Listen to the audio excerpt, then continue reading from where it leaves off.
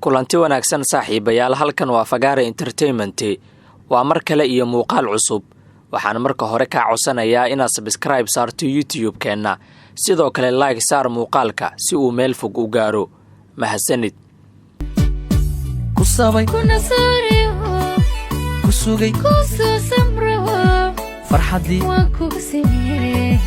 halka makasiyo gabadha caanka ka ah barta TikTok ee boqorada Isteelka ayaa maalmahan wada dhowlatus cajiib ah boqorada ayaa ku sugan magaalada Hargeysa ee caasimadda Soomaaliland iyada oo dalxiis u joogta sida ay sheegtay waxa sawiro iyo muuqaalo baraha bulshada la soo galiyay ka soo muuqday boqorada Isteelka iyo haykal oo ah wiil ku nool Hargeysa oo sida la aaminsan yahay uu xiriir jacayl kala dhaxeeyo boqorada Isteelka oo su'aalo laga weydiiyay safarkeeda Hargeysa waxay ku jawaabtay in magaaladaasi ay u joogto arrimo gaar ah sida dalxiis mar la weydiiyay waxa ka dhaxeeya iyada iyo haykal waxay sheegtay in uusan jirin ama aysan ahayn lamaane xiriir jacayl ka dhaxeeyo Maariyo oo magaceedu runta uu yahay ayaa sidoo kale sheegtay in been ay tahay in Hargeysa ay u tagtay in uu guursado haykal ama halkaas uu ka dhaco guurkooda iyo meherkooda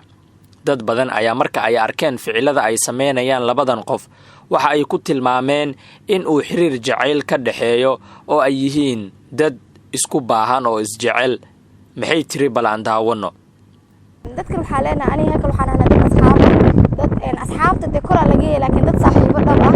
isfahmay noloshan waxa ku fiican isfahamka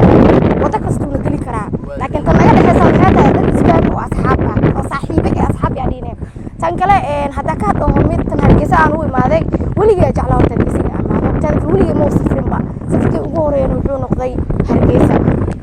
marka qof ku leedahay Hargeysa oo saaxiibka ee amaanta aaminsan qof ku soo waxa uu ma dhiiba kartid in aad u tagtid iska daayay Hargeysa kala bartana waaraba haykal in aan dhax ka soo qaadano waaraba ka saaxiibkay waaye dadku waxa la inta aan nafta la gelin ka hor ruuxdooda ay istaqaani yani maanta daa aragtid qof isfahmaysin dad kale kaaga duwan waxa u saleeyay aniga warkaas inuu sax yahay ani asiga ruuxdeena hor isku taqaanay inta badan dadku marka ay isjecel yihiin uguma sii jirto haday caan yihiin waa ay qariyaan xiriirkaasi ma garanayo sabab loo qariyo iyo waxa ku kalifaya inay qariyaan xiriirkooda jacayl balse waxa soo ifbaxda muddo kadib labadaasi qof ee isqarinayay inay isguursadaan oo ay qoys dhistaan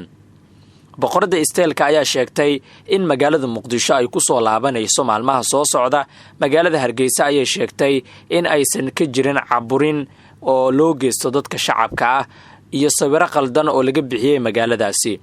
adigu marka aad aragto lamaanahan maxaa kaaga baxay ma waxa kaaga muuqda inay yihiin dad isjecel mise dad walaalo ah oo saaxiibo ah oo aan laga dareemaynin inay isjecel yihiin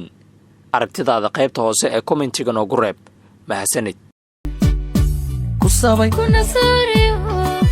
ku sugay ku soo samro farxadii waan ku siiyay halka makasiyo